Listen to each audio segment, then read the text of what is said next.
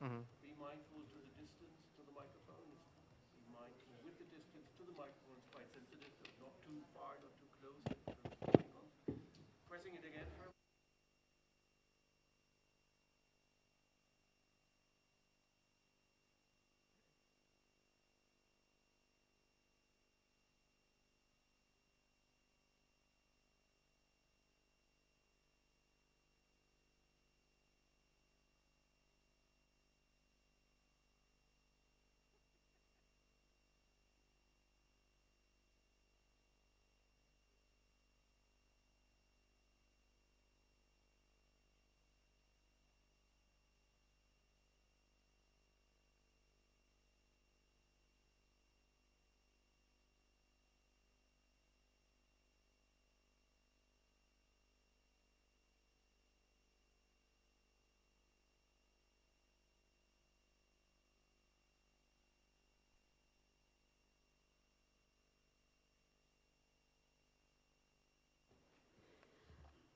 Bueno, buen día. Muchísimas gracias. Welcome to all for being here in these press conferences where we are going to be making the links of an important topic, which is reparations, something that we do not really listen in the corridors of these walls. My name is Gina Cortez Valderrama. I'm from Colombia, and I'm one of the co-focal points of the Women and Gender constituency. And to introduce the panel, I would like to start by saying that we are not moving really into the right direction. We are not moving towards those imaginaries that people on the graph have so much cried for when we talk about transitioning to a new world, to a new system that is meant for life and not for capital. And this weekend, we have evidence of the murder of at least 270 people and more than 700 that have been left wounded at the Nusayrat refugee camp. And once again, this is a deplorable act that we as a society and leaders in this space must categorically reject, bring our attention to, and move countries to not ignore this reality and to take action and stop the ongoing ecocides where territories are being sold to capital. And this connects us as well to a call for reparations, to understand what are we really financing right now and actually who's needing this finance that is flowing to enrich a few.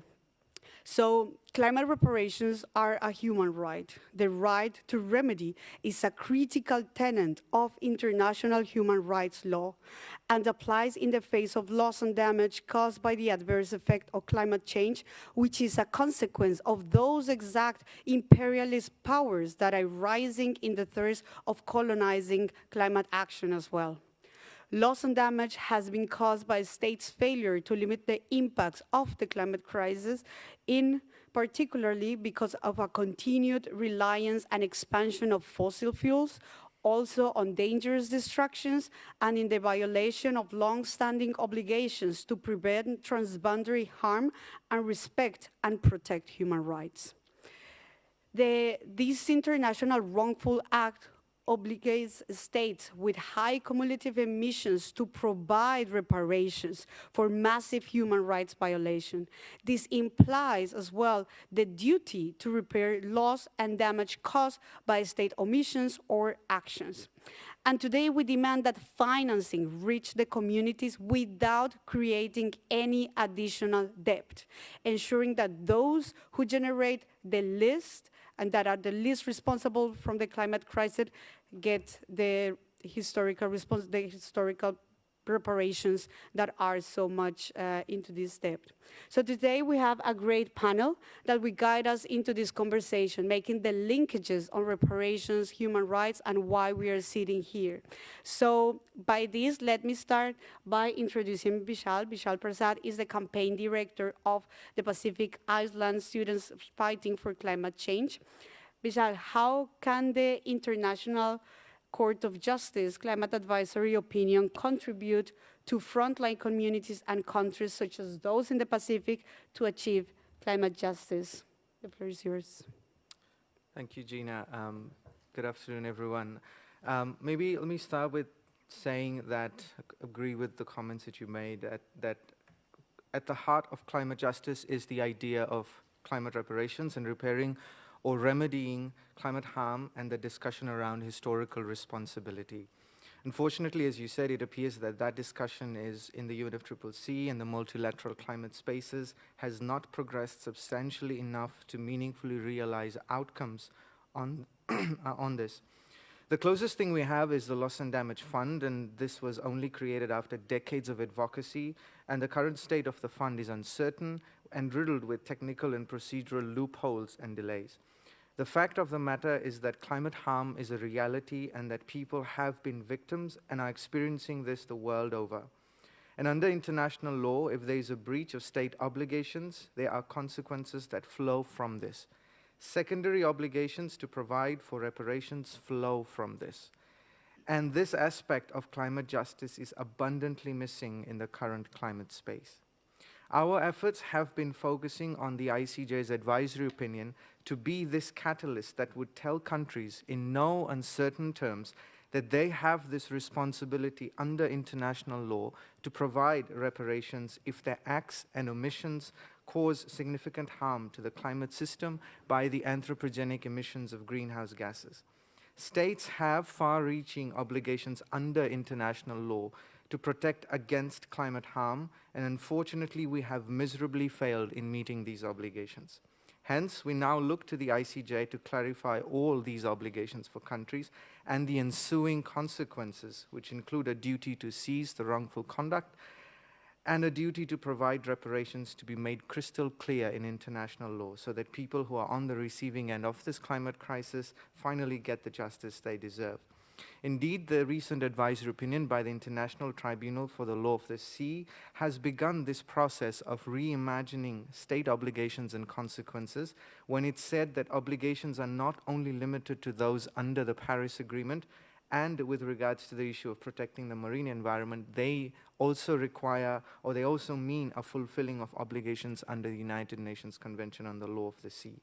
This is a historic pronouncement, and because now the voluntary pledges and promises under the NDCs of countries is not the only obligation that countries have to meet, they have to do more and they have to act on them under the objective guidance of the best available science as per ITLOS. And so the ICJ, in its advisory opinion, is best placed to take this further and clarify these obligations and consequences as a matter of law. To get this done, we need countries to advance the most ambitious arguments in their submissions, for which the second round closes on the 15th of August, for these arguments to be based on the best available science, that push for an understanding of obligations beyond the Paris Agreement and under other sources of law, such as human rights law, international environment law, etc., in order to ensure that we are shifting the narrative and aiming for real, meaningful ambition in this space. Submissions must also articulate the necessary legal consequences that I have talked about and push for climate reparations to be settled under international law. The discussion on climate reparations is significant and crucial for the frontline communities that we represent, that we come from, and that will lose out more and more until climate change has left only but the hollow shells of culture, washed away graves, dislocated people, and a world that is no longer recognizable to these people. Climate reparations and correcting climate harm is crucial now, and the ICJ, being the world's highest court, can help in this. Thank you. Thank you so much, Comrade, for that important call as well to the international law. And with this, I would like to make the link as well and to bring our next panel, which is Lien van Damme, Senior Campaigner and Advocate for the Center for International Environmental Law, CIEL. Lien, how the advisory opinions can be used to move forward on climate reparations. Thank you, Gina, and also Vishal. I'll be short because I think a lot of what Vishal said was what I was also planning to bring here, but I think it's very important to also repeat some of those things, especially in these halls of the UNFCCC where we haven't been able to talk about reparations. So as we see escalating climate impacts, most recently the heat wave in India, the floods in Kenya, we see what we're looking at are human rights harms, and what we're discussing here in the UNFCCC halls and rooms as loss and damage are actually human rights harms. And so under international human rights law, as was described before, those who suffer harm are entitled to effective remedy for this harm, including full reparations. That right has long been and is still being denied in the international climate negotiations, as so far states have done far too little to prevent harm and to also redress human rights harm from the climate crisis. Rich nations have even explicitly denied any compensation or liability in the context of loss and damage under the Paris Agreement. As was mentioned, we have the Loss and Damage Fund now, which was significant progress and a significant breakthrough for those who have been demanding justice for those harms. But the way it's being set up, it has several shortcomings, such as a reliance on voluntary finance, also lacking critical human rights guidance in how the fund will operate, that will hamper its ability to deliver actual climate reparations at the scale required and that reach communities, because also the proposed setup under the World Bank raises really strong concerns around the ability of the fund to actually reach communities directly and meet their needs and respect their rights. And here also in Bonn, the denial continues as we see developed countries pushing back against having loss and damage as a sub-goal under the new climate finance goal that is being discussed here. So having that as a context, we see the human rights system and human rights law as an important avenue to find solutions for people experiencing loss and damage or human rights harm from the climate crisis, to ensure that their right to remedy is respected outside of the UNFCCC, but also to push progress within the UN climate regime. And so in that context, the 3 advisory opinions that have been published and are under discussion are very, very important. Vishal already mentioned why, so I won't go too much into detail, but I do want to reiterate the point that was made on the ITLOS advisory opinion that has clarified that states' obligations in the context of the climate crisis go well beyond the Paris Agreement and the UNFCCC, and so we also expect the other advisory opinions to reflect that those obligations that go well beyond the Paris Agreement, where we haven't seen enough action being taken to both prevent and redress harm. In that context, I just want to, I'll keep it short, I just want to also reiterate this important moment in the context of the International Court of Justice, this moment where states are now allowed to submit written comments on each other's inputs, where we really want to make sure that states know that we are watching them, we are watching the arguments that they are making, even though the International Court of Justice hasn't publicly hasn't made those inputs publicly available. At one point we will see them, we will know which arguments that states have made, and we are really looking at states now also in this period of commenting to confirm, to really make sure that those inputs reflect the fact that the climate regime does not exclusively define state obligations in the context of the climate crisis, and that states have a duty to take action to prevent harm, including climate harm, and when they breach their duties, this triggers legal consequences, including providing remedy and full reparation. So I'll end there, just saying that this is not just a symbolic moment, this is not just of moral importance, it's also really of massive legal and political importance to push progress within and outside the UNFCCC to make sure that these advisory opinions of the International Court of Justice, and there is of course also the one upcoming in the Inter-American Court of Human Rights, to make sure that these are progressive and conform these rights, including the right to remedy. I'll stop there, thanks. Thank you so much, Lynn, for bringing and stressing again the obligation that states have beyond the UNFCCC, and I also take some elements that you were describing on how finance is also not only about the number that we are talking nowadays, not only about billions, but really about trillions, but also how we need to start talking about the quality of that, no? Like how are communities on the ground really accessing those funding, and this is something that, as you were rightly saying, we are watching parties how they are failing to deliver in this matter along the different negotiation items, and how this is really a threat when we start talking about the reparations that are very much needed in the context. And also something that I think that moving to the next speaker, that is also important to bring to the table is how, even though the money is there, the efforts are there, the commitments are there, these commitments are also moving into the wrong direction. Instead of funding and advocating and moving those efforts towards the action that is needed for life, they are moving into those dangerous distractions that are co-opting this space, not only in political terms, but also taking away territories, taking away all those resources. So with that, I would like to bring our next speaker, Titi Soentoro, from AXI Indonesia and member of the Asia Pacific Forum on Women, Law and Development. And Titi, it is crucial to understand this connection, know how that loss and damage is not only about the negative impacts of climate change, meaning of natural catastrophes, but also is a result of those impacts that those climate solutions, that false solutions, those dangerous distractions, are put into the table, and that increase that vulnerability in many different terms, in food sovereignty, but also environmental damages. Can you please extend on this regard? Thanks, Didi. Thank you, Gina. Yes, correct. Loss and damage are not the only consequence of climate change. False climate solutions also trigger loss and damage. A false climate solution offer technological or market-based scheme instead of addressing the root problem, misleading people to believing that they are effective while triggering other social serious issues. Most climate finance from the public and private sectors, including international financial institutions like the World Bank, the Asian Development Bank, the Green Climate Fund, is for debt on massive scale climate projects like geothermal, hydropower, wind and solar energy, plantation, or what they call it smart agriculture or housing.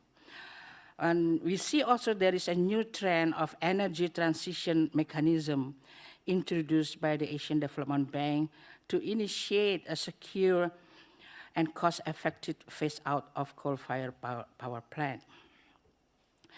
This to accelerate the transition from coal to clean energy in Southeast Asia, for example.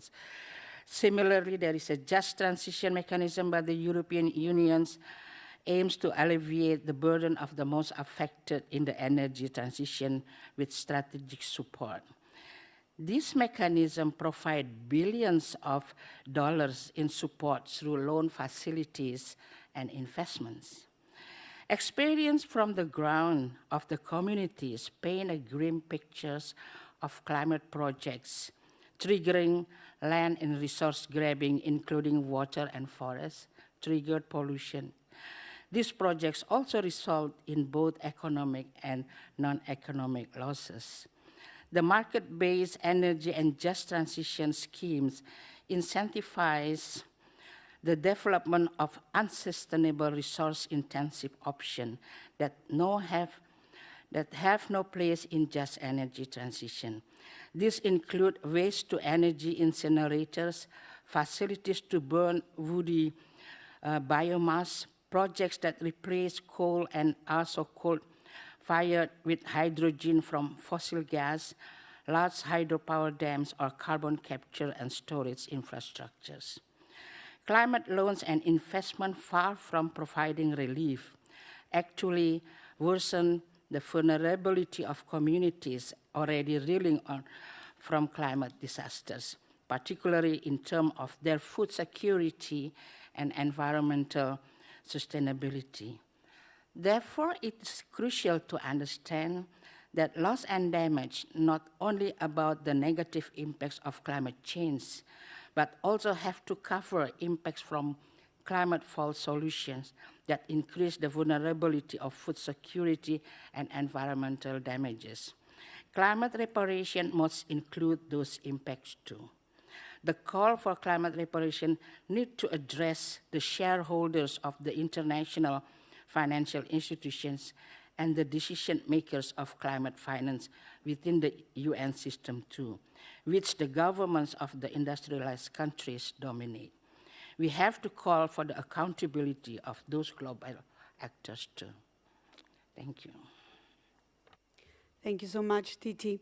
And before we open the round, the two questions, Adrian from La Ruta del Clima, could you please as well kind of bring again and to the focus on why climate reparations are a right? Why do states not have this obligation to prevent, to minimize, and remedy the violations to communities and individuals due to the transboundary environmental harm? I think when we think about reparations, it's pretty simple. Especially when we're trying to explain this issue to the Inter-American Court judges. It's just a general principle of law. International law, civil law, national law, international environmental law, human rights law.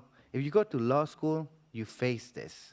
If you break it, you pay it. It's simple. No victim will ever pay a loan to the culprit that broke or harmed the victim's things, house, or physical integrity. That will never happen in a court. That is just wrong. Yet here, in the Loss and Damage Fund, that is what is being proposed. That is standard in the UNFCCC. The lack of legal correspondence between the obligations of a state to protect the environment, to be accountable for transboundary environmental harm from an economic action, which is climate change, an economic action, not a natural occurring action, not something that was imposed to my community because we're Central Americans. No, it is something that certain countries, for example, the US, having 1,700 times more carbon footprint than my country, has profited from doing, generated harm. And it generated harm because the UNFCCC did not fulfill its obligations based on Article 2 to protect the environment, to protect sustainable development, to protect food system, to allow, to stabilize emissions. That did not happen and has generated harm, transboundary harm that kills people, that destroys and puts them in existential crisis, that affects their livelihoods. So when you explain that to a judge that this is not how it is addressed within a system of the UN, at the end what you're talking about is that this system does not abide by law. This system does not abide by the general principles of law. And what is being negotiated here is not only irrational, but it's illegal. It does not conform with their obligations. And countries would say, whoa, I'm donating. What else would you want me to do? Well, I want you to fulfill your legal obligations. That's it. There's nothing more. It's pretty simple. If you harm someone, you're responsible for it. But somehow here, we're talking about becoming investors in the Loss and Damage Fund, in motivating business to adapt and find innovative sources to reduce risk. But you do not acknowledge that you harm a person's, a community's livelihoods. Because if you go to Central America, you find towns that are submerged underwater. You find islands and people from Gunayala and Panama that have to leave their islands. You find coral reefs that are dying. You find fishermen and fisherwomen that cannot longer have their livelihoods from their sea. You find people that have no water. You have people that are abandoning their homes. Who is responsible for that? Those that have 92% of global emissions, that are the global south. That is a violation and a wrongful international act. And for wrongful international acts, you are liable. You have, and then if you are a person like me from the global south, I think I have rights. I think international law applies here. I think those that are negotiating are duty-bound to abide by international law. And yet here, we're taught to think that it does not apply, that we have to think on power, on market, and forget the law, forget that I'm a person, forget that I should not be comfortable with the monetizing of my suffering and the profiting on others and displacing their responsibility into my extraction of me as a victim, finding a way how to pay back a loan to the World Bank through the Loss and Damage Fund. That is wrong. And notice it's not only ethically wrong, it is illegal. and it is a crime because it also generates human rights violations. And that's something that negotiators and country delegates should put in their mind when they are fulfilling their obligations here, because that is a crime. Thank you. Thank you so much, Adrian, for your words, for your strong words and your call as well on how, when we think about reparations, this is not about an act of generosity or an act of donations or an act of, as it was an ask as a gift to be given to the South, but it's an obligation under international law. Before I conclude with some remarks, I would like to open the floor for any questions that we can have from media, from participants present in the room. If there are any questions that you would like to address, we have one question here. Thank you. My question is to Leon and Adrian. You spoke about the violation in international law, and I just wanted to ask about the famous paragraph 51 that excludes liability and compensation for loss and damages. Are you then saying that that COP decision that decides that is fundamentally against international law? And before I open the floor, any other questions so that we can address one, two, and then speakers can take on the questions. Yes, I would like to ask the speakers, whoever would like to take it, what your take is on the newly established appeal and grievance system under Article 6.4.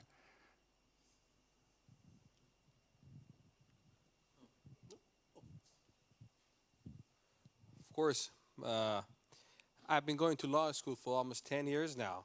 And the first thing I was told when I was studying the law of environment was that environmental law is soft law, because your last esteemed speaker said that we have obligations, the state should pay. If you break, you have to pay. But I think we have to make a distinction between what we have now, what is, and what ought to be. Of course, you know, if we are talking about aspirations, that's right. But right now, in the international scene, what we are seeing, environmental law is binding or not, right now at the time. Thank you. Thank you so much for the question. So I can give the floor, perhaps we can start with Lynn and then others. Yeah, I'll keep it brief because we don't have a lot of time, but I'll quickly respond to the question on paragraph 51. I think what is important is that that paragraph applies to Article 8 of the Paris Agreement, but it does not undo pre-existing international law, such as international human rights law. So I think what that means is just that loss and damage in the UNFCCC is not being discussed in a context of compensation and liability, but that doesn't exclude the right to remedy, full reparations, which includes compensation, is not limited to, but also includes compensation, that applies in the context of climate harm, regardless of paragraph 51 or the Paris Agreement. Thank you so much, Lynn, for your clarification. Adrian? Sorry, okay. Decisions are not legally binding. They're interpretive text on the convention.